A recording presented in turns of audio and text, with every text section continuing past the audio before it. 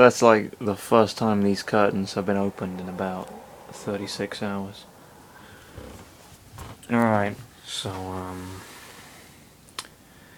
Chapter 8, bitches. Alright, so there's some discrepancy between what the title is called in the drop-down box and what the title is actually called, as was the case in Chapter 7. I mean, you know, it hasn't ruined my day. I'm just pointing it out because it's weird, you know. So here it says it's called Chapter 8, Skipping Through Wastelands of Death. And here it says it's called ZBs, the Base of Technology. Make of that what you will. Author's note. Man, someone got to say, boss spoiler, red rings can cause an instant KO. That's a cheap attack. Well, that was random. Wait, that was random. Anyway, enjoy the next chapter. Okay. That was, slightly odd. Chapter 8. ZBs, the Base of Technology. Planet ZBs. Landing site. This place looks like a wasteland, Chris said, shivering a little from the sand. The space pirates are maybe underground. They always have their bases beneath the earth, Samus pointed out. Oh, great detective work. Let's move on and follow me. They're always underground. I bet they're going to be underground this time, too. Ooh, you're a genius. Opening, Metroid Prime menu. That's the soundtrack. Who cares? Room 1.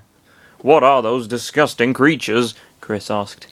Many kinds of disgusting creatures live on each planet. This one is not an exception, Samus explained as she was shooting them down from the distance. But maybe the pirates brought species of other planets to protect their base or do research and increase their power. Chris, look, I found something! Lucario found something behind a boulder. It was a chest. He opened it and inside there were 2 blue gloves in it. Do you think this is a weapon for me? What? Why would it be?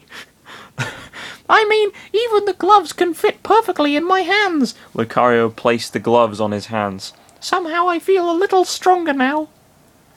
Then it could be good to use them, Chris said. Wait, what is a chest doing in the middle of nowhere? Do we care? Lucario asked, confused. Oh, I guess not. Oh, I care a little bit. I mean, like, you know, they could be poison. What if they were, like, laced with anthrax spores or something, you know? What, you're just gonna find this random chest on a deadly alien planet and just, you know, make use of the items you find inside? Is probably a bit risky, isn't it? You approve of this plan? Yeah? Oh. No response as usual. There are no monsters in here. We can move on. Samus went to another area with a duo following her from behind. Room 2. I really wish he wouldn't do that, those little introductions. Strange. Nothing is here. Samus was looking ahead, using her visor to detect enemies. Absolutely nothing. Say it again. And is weird because this room is so much bigger than the last one, Chris pointed out. Lucario glowed. Wait! Something big is approaching! The earth began to shake violently, and from the ground a big worm came roaring with its big mouth. You know, the big mouth that worms often have. The trio stood still for a moment before attacking. Wait a minute, that worm has purple spores coming from around its body. Samus scanned the worm, and there were purple spores coming from it. Thanks, I'm glad you clarified that, Aura Channeler Chris. Her previous statement left it ambiguous. Maybe it was altered by the Prymids, Chris said in surprise. See, that's another thing. When the fuck were the Prymids introduced? They sure as shit weren't last chapter. I think they're the things from Brawl, but I don't know, actually. The big worm charged at them and it damaged Samus and Chris. And I think it is stronger, too. How dare that monster! How dare that monster! Lucario glared at the worm. It roared and dug into the ground. They examined the floor, and where it was sounding louder, they ran to another part to avoid the attack. I don't know where he is going to come, Samus said, scanning the floor to locate the worm, but it was useless. The worm came from beneath Samus and Lucario fired an aura sphere, damaging it, but it wasn't enough to defeat it yet. You heard of a fucking Oxford comma?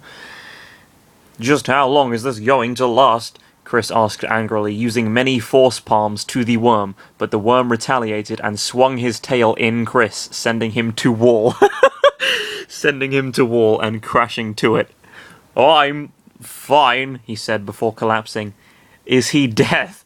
Is he death?" Wow. Yeah. Aura Channeler Chris was not lying about the quality of his writing in the past. "Is he death?" Samus scanned Chris, and she found a little life force coming from him. "He is fine, but he is in a critical condition." Grrr! Suddenly there was a blue light shining inside the room. Oh boy. Samus turned her head and saw Lucario glowing intensely in a blue light. Oh bro, he's fucking Satsui no Hara-ing out of this shit. "Well, what? Your power is increasing at a fast rate," Samus said, surprised. A bit scouse there, but whatever. Grrr! Lucario grunted furiously. She scanned him before he jumped high in the air and fired a big beam of aura at the worm, destroying it in the process and leaving nothing behind from the monster. Yeah, what was that you were saying about toning down his power, Aura Channeler Chris? You fucking liar. He's descended, stopped glowing, and went to check his trainer laying unconscious on the ground. "Chris, wake up! Are you alright?" Lucario asked, worried about Chris. Chris opened his eyes halfway. "I'm fine. I told you that, didn't I?" Chris smiled at Lucario before standing up. We should continue. We can't waste any second." "He's in a bad shape. I need to keep him away from enemies for a while," Lucario thought to himself. Chris's damage percent, 78. Oh boy. I hope that doesn't not become a regular feature of the story.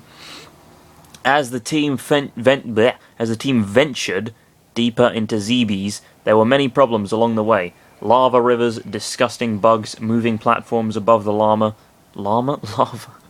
Moving platforms above the lava. Well, you know. We don't need to hear about any of that. You can just skim over the whole thing. We don't, you can just devote all this time to exploring the complex and detailed relationship between Lucario and Chris. We don't need to hear about anything that might be even remotely exciting. Chris didn't feel so good since that battle with the big worm damaged him. Didn't know that, thanks for pointing that out. Lucario was almost doing everything for him, but he didn't complain even a little. Smash Mansion, Command Room. Huh? What's happening? Master Hand saw the box of Star Fox Assault and Star Fox Command glowing in a purple light. The box? The fucking What? Do they have the... do they have Chris's games now all of a sudden? There must be a missing chapter. There must be. Come on, this doesn't make sense. Ooh, is it the firework and lights day again? Crazy Hand asked. Okay, what's happening? Master Hand saw the box of Star Fox Assault and Star Fox Command glowing in a purple light. Ooh, is it the fireworks and lights day again? Crazy Hand asked. And two lights came from it, combined themselves, and then it went inside Super Metroid. Brother, what was that? Crazy Hand asked. I don't know. Two lights came from those worlds and combined. Then it went inside Super Metroid. Master Hand looked at Super Metroid. And maybe is something very bad. I hope they are fine. Subspace, deep inside the Great Maze. Oh yeah, we haven't seen Tabuu and ROB since part 1 of this stuff. Fuck off.